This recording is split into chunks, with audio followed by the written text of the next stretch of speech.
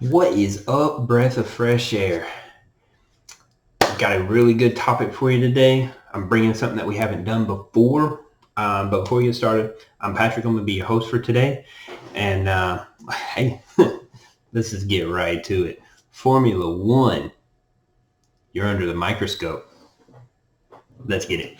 All right. So I do want to address something real quick. Earlier this week, Charles did a Shortie on the World Baseball Classic, and very good Shortie, by the way. But there's just something I want to add to that. A couple of things actually I want to add to that. He made a comment that these people are always saying something like these meaningless games. All right. One of the things that I want to say about meaningless games is you could play in the World Baseball Classic, and that is far less of a meaningless game than spring training. And if somebody was going to get hurt, they're either going to be playing in the World Baseball Classic where it actually has meaning to it, and they're going to get hurt, or they're going to get hurt in spring training. And we all seen people get hurt in spring training. Nobody makes a comment about if somebody gets hurt during spring training, how that's a meaningless game. So with that being said, to me, I thought World Baseball Classic was a fantastic tournament this year. Congratulations to Japan for beating USA in the championship 3-2. That was a phenomenal game, and who could argue with Ohtani versus Trout as the last out? That was beautiful, beautiful. Could not scripted that to be a better ending to a World Baseball Classic. So shout out to Japan for taking that home. So let's get into this Shortie. So my oldest son had a sleepover with some friends, and they brought Formula One into the house, and I was checking it out, and I ended up liking it. It wasn't too bad.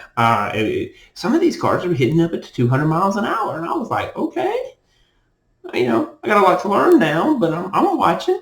So I've been watching it, been doing some research and stuff like that. And so before we get started on talking about the people, let's talk about this is a really awesome sport. They travel all over the world. I mean, 2 weeks ago they were in Bahrain. Now they were in Saudi Arabia last weekend, and their next one is in Australia. So these people travel all over the world racing these cars on different tracks, whether they're hotter tracks or colder tracks with more turns, tracks with less turns, hitting, several miles an hour. I mean, watching these guys do pit stops at like 5 seconds, and they're in and out and they're gone. It was very interesting. So I started watching it, and I'm intrigued. Let's put it that way. I am very intrigued. But let's go into the Bahrain first, the first race that they had, where Max Verstappen, I hope I didn't pronounce that wrong, he won the first race. And apparently, this is the guy to beat right here. And then he has a running partner. His name is Sergio Perez.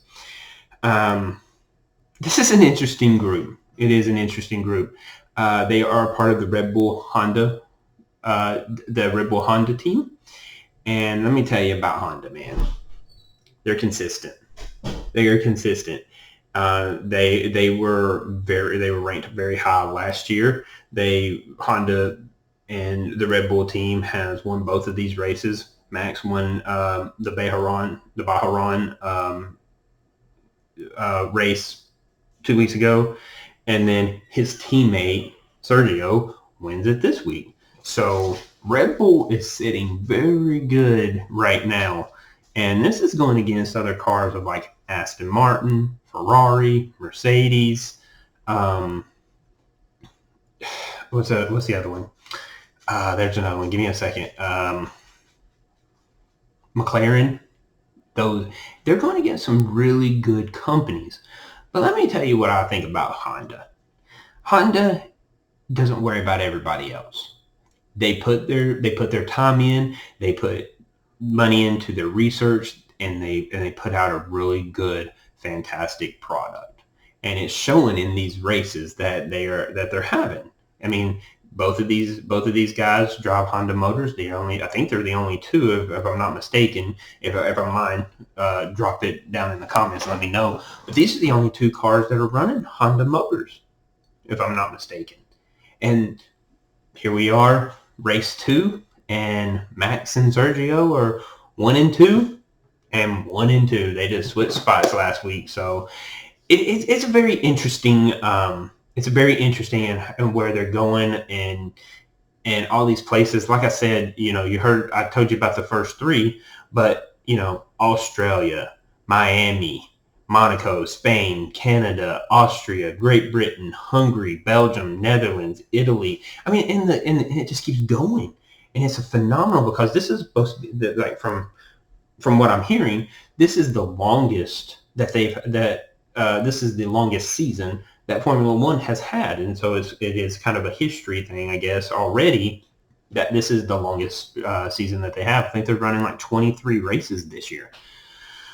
So it's really cool what it does. But man, if y'all are not watching Formula One, go and check it out, and it's very interesting. There's a lot more that I'm still learning. And if you have any questions on it, if I have an answer, I'll let you know.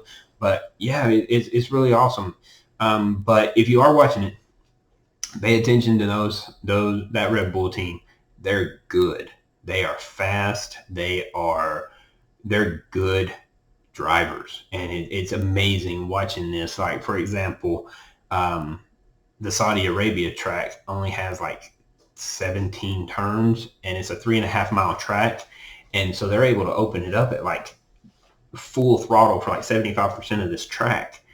And Sergio Perez, which is the Red Bull, one of the Red Bull team members, 50 laps at 3.5 miles. That's over 150 miles, and he done it in an hour and 21 minutes.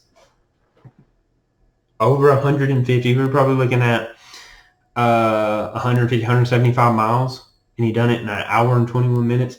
They are flying. It is fun to watch. They give you all these cockpit views and stuff like that. So if y'all are not watching it, check it out. They race like every other weekend or something like that. But the next track is in Australia, and they do seating on Fridays. They do a couple of things on Saturdays, and then they race on Sundays. They'll do some seating on Thursday, a couple of practice runs on Friday, and then they race on Saturday. So if y'all not watching that, check it out. Anyway, that's what I'm breathing on. If y'all have any comments or feedback, drop them down. We always love the comments, and we always love the feedback, and we always respond to the comments. Oh, and don't forget to smash that subscribe button, hit that little notification bell, let you know what Breath of Fresh Air is doing on a week-to-week basis. But until then, next time, we'll see you then.